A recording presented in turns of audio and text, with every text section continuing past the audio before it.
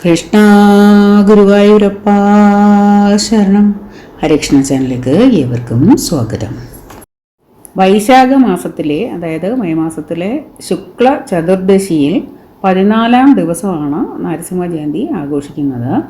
മഹാവിഷ്ണുവിൻ്റെ 4ാമത്തെ അവതാരമാണ് നരസിംഹമൂർത്തി ഭഗവാൻ എന്ന് ഏവർക്കും അറിയാമല്ലോ. ചതുർദശിയിലെ സൂര്യാസ്തമയ സമയത്താണ് നരസിംഹമൂർത്തി ഭഗവാൻ അവതരിച്ചത്. ആ ദിനമാണ് ഹിരണ്യകശിപുവിനെ വധിച്ചത് എന്നാകയാൽ അന്നാണ് നരസിംഹ ജയന്തിയായി ആഘോഷിക്കുന്നത്. ഈ വർഷത്തെ നരസിംഹ ജയന്തി മെയ് 22-നാണ് വരുന്നത്. ഈ ദിവസം വ്രതമനുഷ്ഠിച്ചാൽ ഭഗവാൻ നരസിംഹമൂർത്തിയുടെയും മഹാലക്ഷ്മി ദേവിയുടെയും അനുഗ്രഹം പൂർണ്ണമായും ലഭിക്കുന്നതാണ് എന്നാണ് വിശ്വസിക്കപ്പെടുന്നത്. വ്രതാനുഷ്ഠാനം എപ്രകാരമാണെന്ന് നോക്കാം. നരസിംഹ ജയന്തി വ്രതം ആചരിക്കുന്നവർക്ക് ഭഗവാന്റെ സംരക്ഷണം കൂടെ ഉണ്ടാകുമെന്നാണ് വിശ്വാസം. നരസിംഹമൂർത്തി ഭഗവാന്റെ ശാന്തമായ രൂപത്തെ ആരാധിച്ച് വ്രതം അനുഷ്ഠിക്കുന്നവർക്ക് ഭഗവാന്റെ അനുഗ്രഹം ലഭിക്കുന്നതാണ്. കൂടാതെ നഷ്ടപ്പെട്ട സ്വത്തുക്കളോ സമ്പത്തോ തിരികെ നേടാനും കഴിയുന്നതാണ് എന്നാണ് വിശ്വാസം. ഭഗവാന്റെ പ്രീതിക്കായുള്ള വ്രതാനുഷ്ഠാനം ഇപ്രകാരമാണ്.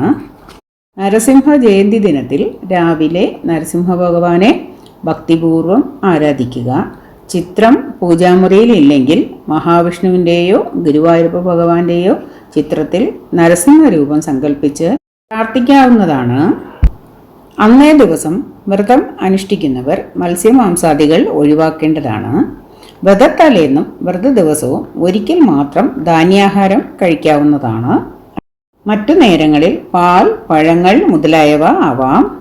നരസിംഹ ജയന്തി ദിവസം രാവിലെ പൂജാമുറിയിലെ ആരാധനയ്ക്ക് ശേഷം ഒരു നെയ്വിളക്ക് കത്തിക്കുക. അന്ന് വ്രതമനുഷ്ഠിക്കുന്നവർ മഞ്ഞ നിറത്തിലുള്ള വസ്ത്രം ധരിക്കുന്നത് ഉത്തമമാണ്.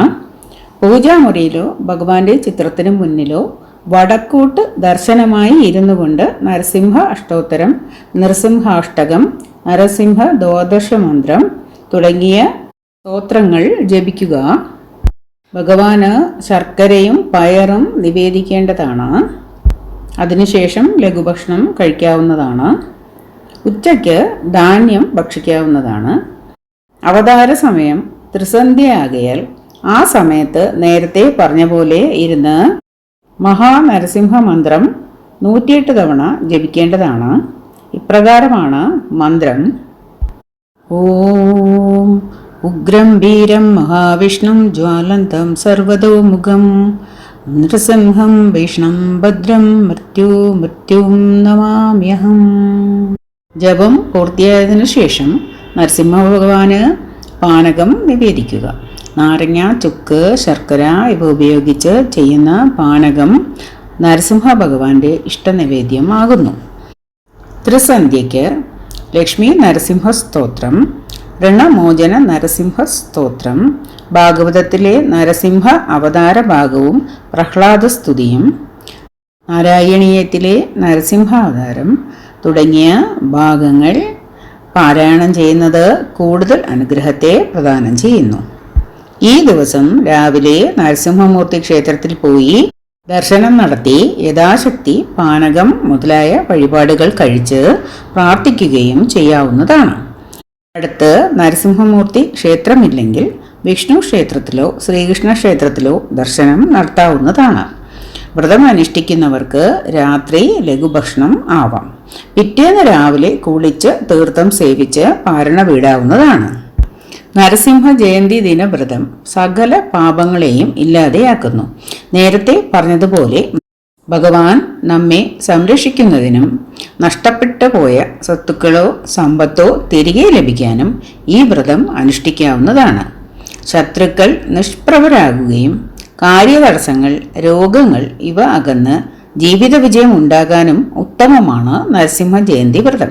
കൂടാതെ അന്നേ ദിവസം ഋണമോചന നരസിംഹ സ്തോത്രം കൊണ്ട് ഭഗവാനെ പ്രാർത്ഥന ചെയ്യുന്നവരുടെ കടബാധ്യതകളും അകലുമെന്നാണ് വിശ്വാസം.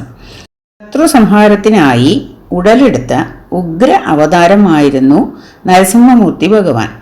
പ്രഹ്ലാദനെ രക്ഷിക്കുവാനും ഹിരണ്യകശിപുവിനെ നിഗ്രഹിക്കാനുമായാണ് മഹാവിഷ്ണു സിംഹത്തിൻ്റെ മുഖവും മനുഷ്യന്റെ ശരീരവുമായി ദിക്കുകളെല്ലാം ഞെട്ടിവിറയ്ക്കുന്ന രീതിയിൽ അട്ടഹാസത്തോടുകൂടി നരസിംഹ അവതാരം ചെയ്തത്.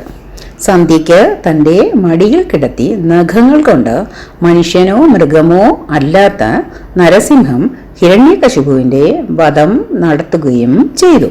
ഭക്തന്മാരുടെ ദുരിതങ്ങൾ അകറ്റാൻ ഏത് മാർഗത്തിലും ഭഗവാൻ എത്തിച്ചേരുമെന്ന സന്ദേശമാണ് ഇവിടെ ഉള്ളത്.